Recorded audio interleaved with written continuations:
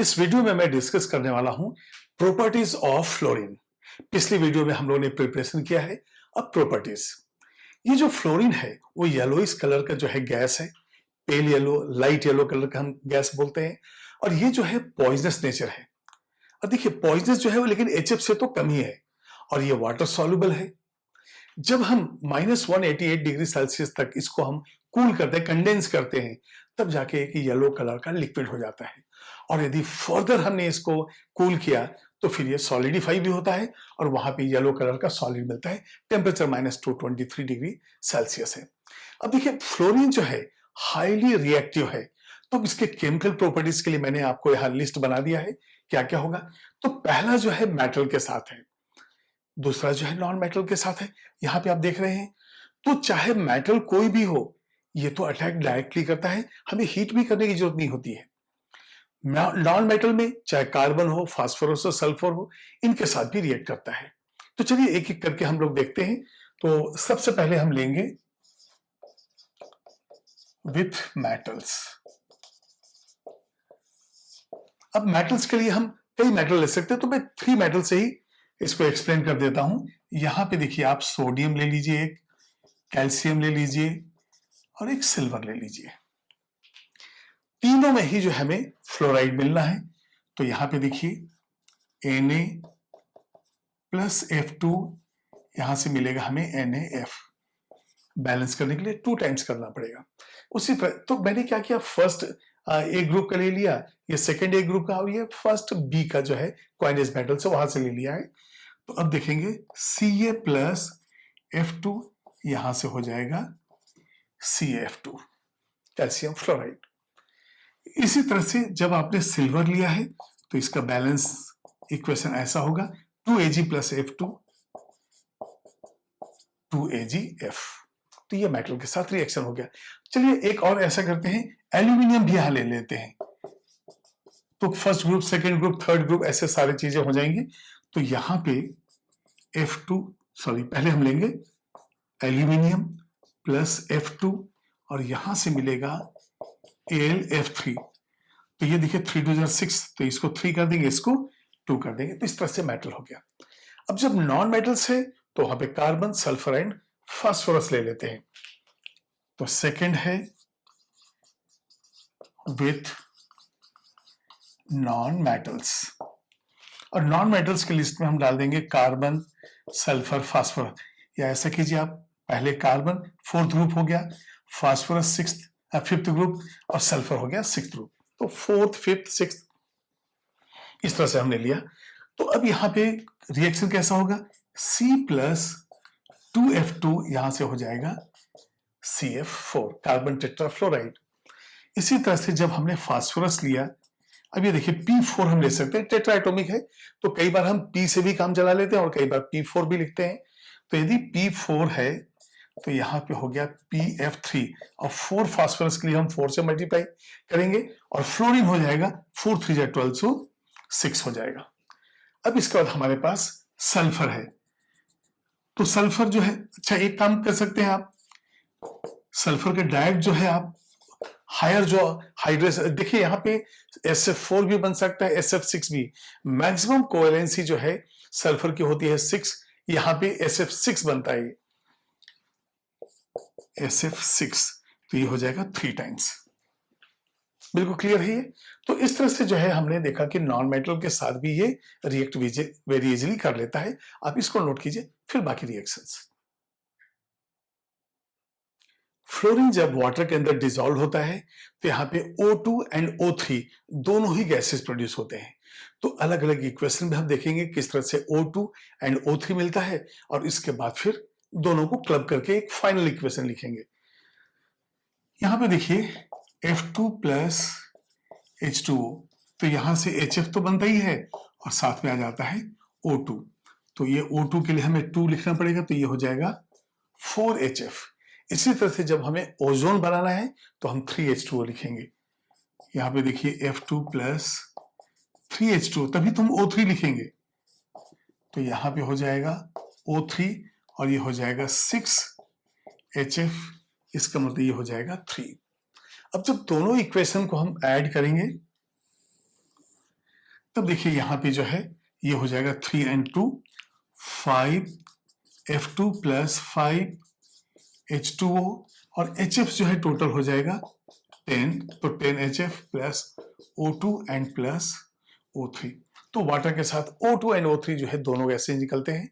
तो कई बार क्वेश्चन पूछते भी हैं कि if fluorine is dissolved in water then which of the following gas is oblique or produced. तो O2 भी है, O3 भी है, अब बोथ भी है, नन भी है, तो आपको बोथ पे जाना है क्योंकि O2 एंड O3 दोनों ही यहाँ पे प्रोड्यूस होता है।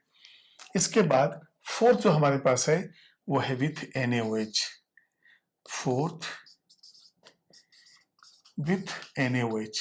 अभी देखिए विथ सोडियम हाइड्रोक्साइड भी दो रिएक्शन होंगे, डाइल्यूट NaOH के साथ अलग होगा और कंसंट्रेटेड NaOH के साथ अलग होगा। तो यहां पे अब हम देखते हैं, ये हो गया F2 प्लस NaOH।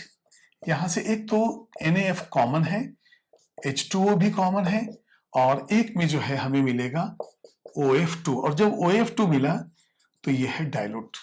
ठीक है, अब देखिए यहां से यदि मैं 2 ले लेता हूं 2H2O, तो देखिए हाइड्रोजन भी बैलेंस हो गया और ऑक्सीजन 2 है, ये बैलेंस है। तो डाइल्यूट के साथ हमें जो कंपाउंड अलग हटके मिलेगा वो है OF2। ये देखिए ये OF2, यही जो है डिफरेंस आने वाला है अभी नेक्स्ट इक्वेशन में। जब ये कंसंट्रेटेड है तो वहां से मिलता है हमें O2। तो ये देखिए आप F2 प्लस NaOH और यहां पे लिखेंगे कंसंट्रेटेड, तो यहां से NaF एंड H2O ये तो बिल्कुल कॉमन है, लेकिन अब यहां पे हो जाएगा ये O2, ये डिफरेंस आ गया।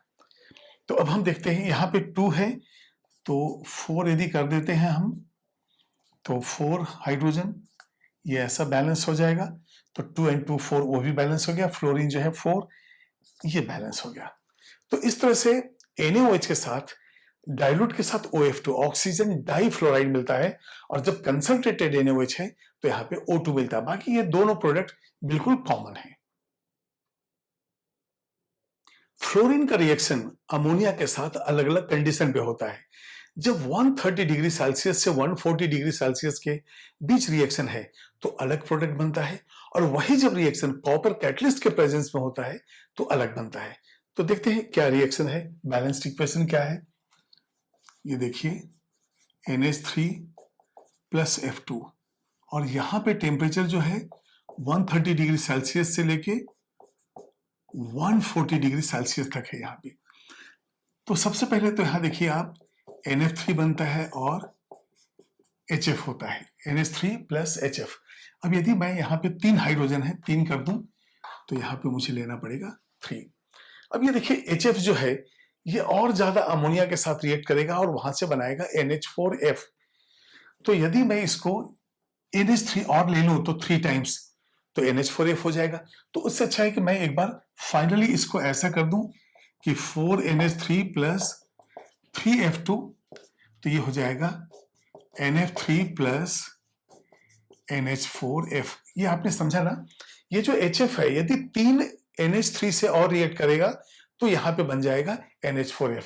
जैसे यहां से मैं लिख दूं इस तरह से, ये 3NH3 हो जाए तो ये हो जाएगा 3NH4F। तब आप जब इक्वेशन को ऐड करोगे तो 3 अमोनिया और एक ये तो 4NH3 हो गए। ये ओवरऑल रिएक्शन हो जाएगा 130 डिग्री सेल्सियस से 140 डिग्री सेल्सियस तक। तो वो जो 2 इक्वेशन है उसमें हमने ऐड करके इसको लिख दिया। अब यही इक्वेशन यदि कॉपर के प्रेजेंस में हो तो वहां पे नाइट्रोजन मिलता है। यहां आपने देखा नाइट्रोजन ट्राइफ्लोराइड, वहां पे मिलेगा हमें नाइट्रोजन।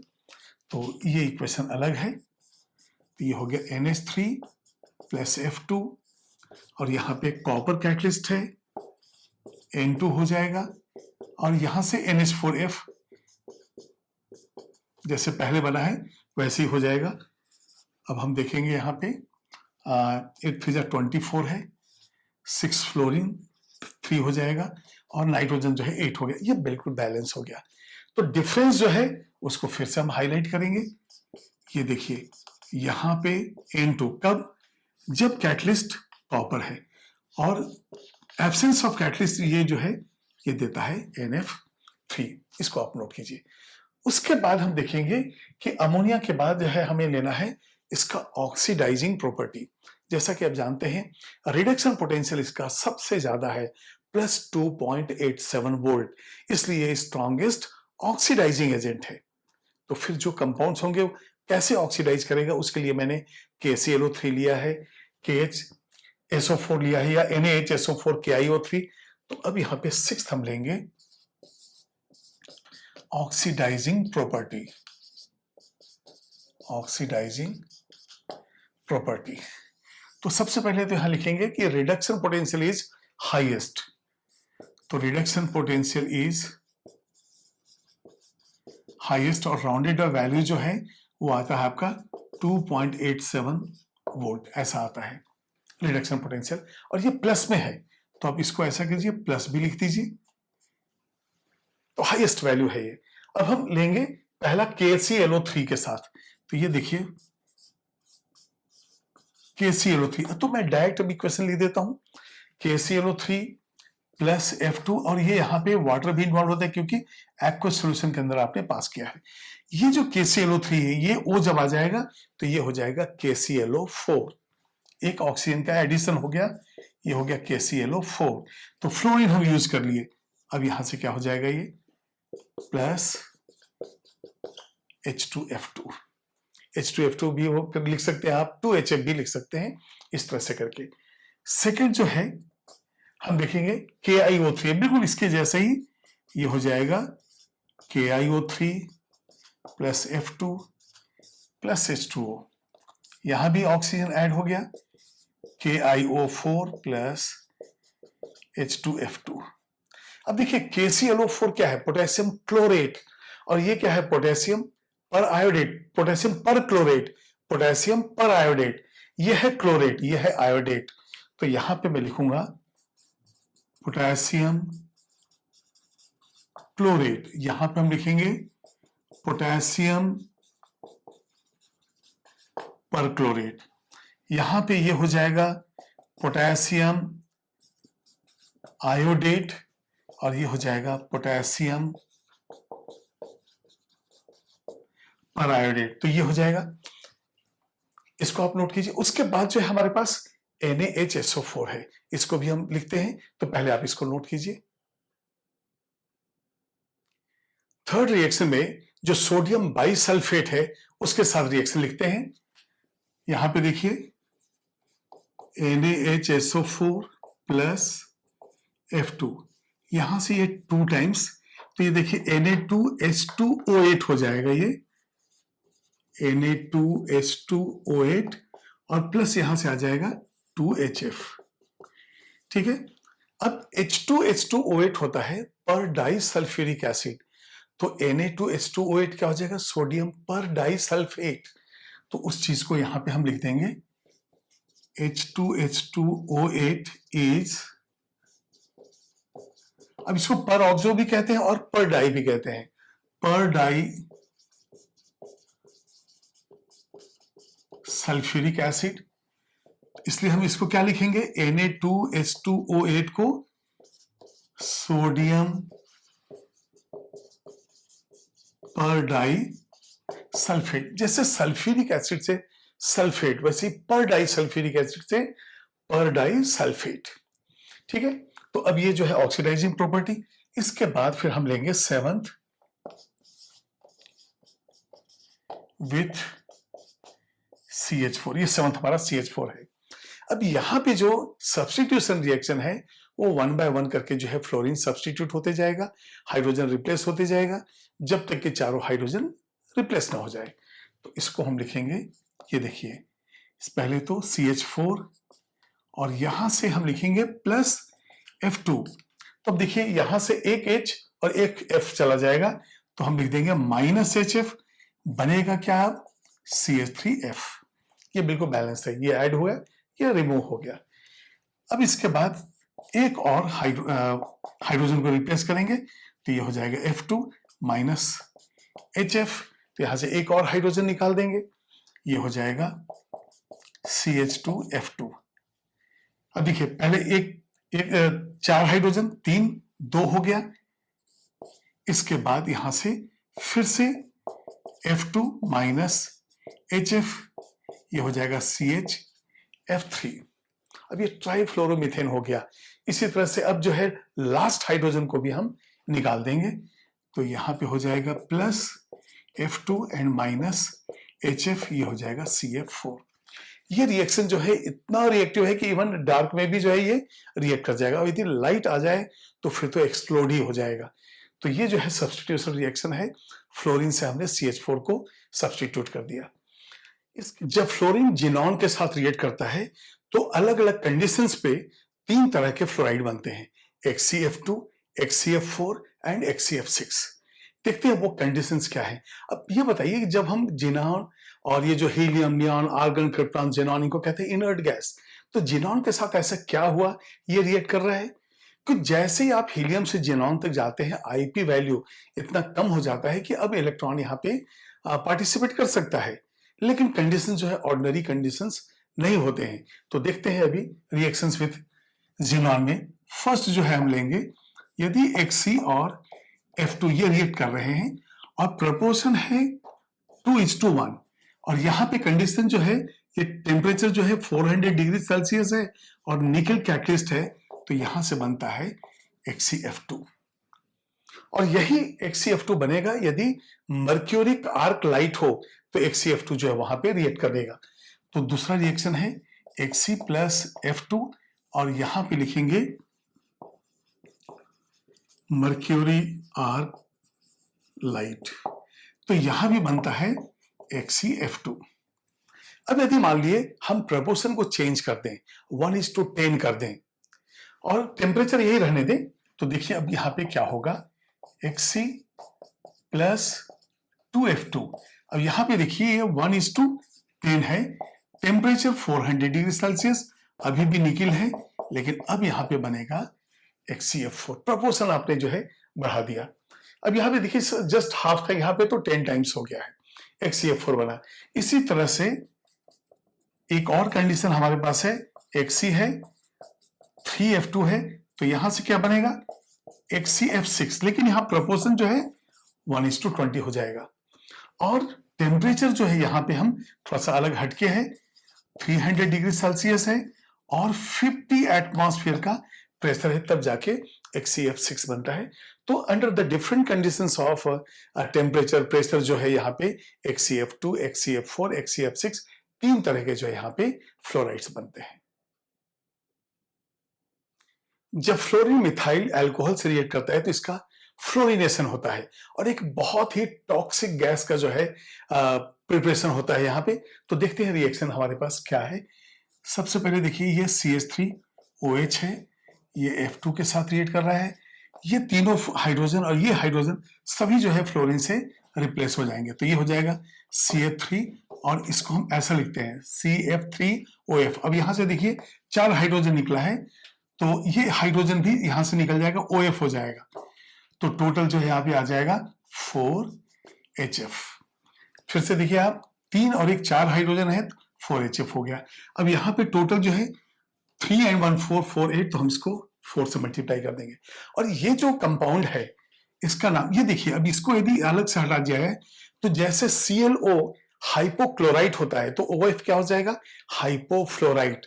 और ये CF3 ट्राई फ्लोरीन मिथाइल, तो ये हो जाएगा ट्राई फ्लोरो मिथाइल। 3 फ्लोरीन है ना, ट्राई फ्लोरीन, तो उसको हम क्या बोलेंगे, ट्राई फ्लोरोमिथाइल हाइपोफ्लोराइट। ये देखिए ये हो गया हाइपोफ्लोराइट और ये हो गया ट्राइफ्लोरोमिथाइल। तो इस तरह से जो है मिथाइल अल्कोहल के साथ रिएक्ट होता है। और लास्ट ये जो है बिल्कुल टॉक्सिक, हाईली टॉक्सिक गैस है, तो यहां पे हम लिख देंगे हाईली टॉक्सिक गैस ये बनाता है। लास्ट रिएक्शन जो हमारा है वो है KX हैलाइड के साथ, तो यहां पे हम लेंगे 11th विथ हैलाइड्स। अच्छा, ये तो आपको मालूम है कि फ्लोरीन जो है मोस्ट रिएक्टिव है, तो फ्लोरीन क्या करेगा, क्लोराइड, ब्रोमाइड, आयोडाइड जो भी साल्ट है उसके अंदर से क्लोरीन, ब्रोमीन, आयोडीन ऐसे सबको रिप्लेस कर देगा। तो यहां पे देखते हैं कि यही आपने फ्लोरीन लिया और यहां से KCl, एक आप ले लीजिए KBr और एक ले लीजिए आप KI। ये 3 हैलाइड्स हमने लिया क्योंकि फ्लोरीन से कम रिएक्टिव है क्लोरीन, ब्रोमीन, आयोडीन जो हैलाइड फॉर्म में है। तो यहां पे ये 2 टाइम्स हम लिख देंगे, ये हो जाएगा 2KF और Cl2 बाहर आ जाएगा, तो ये हो जाएगा 2KF प्लस Cl2। अब ये बताइए क्लोरीन का यहाँ पे -1 ऑक्सीडेशन स्टेट है, ये 0 हो गया, तो रिएक्शन कैसा हो गया? ऑक्सीडेशन हो गया। तो ये ऑक्सीडाइजिंग प्रॉपर्टी में भी हमने इसका देखा है रिएक्शन, और यहां पे हो जाएगा 2KF प्लस Br2, यहां हो जाएगा 2KF प्लस I2। तो हम यही कहते हैं कि more reactive halogen displaces less reactive, इसलिए फ्लोरीन ने तो क्लोराइड, ब्रोमाइड, आयोडाइड से सबको अलग कर दिया। यदि हम क्लोरीन लेते तो सिर्फ ब्रोमाइड एंड आयोडाइड लेना पड़ता, यदि हम ब्रोमीन लेते तो सिर्फ आयोडाइड लेना पड़ता, और यदि आप आयोडीन लेते तो कुछ भी नहीं हो सकता था क्योंकि वो लिस्ट रिएक्टिव है। तो more reactive displaces less reactive, और ये प्रोसेस कैसा है? ऑक्सीडेशन है, क्योंकि fluorine is the powerful oxidising agent. तो ये हम लोगों ने पूरे फ्लोरीन के जो इंपॉर्टेंट रिएक्शंस थे वो हम लोगों ने देखा है।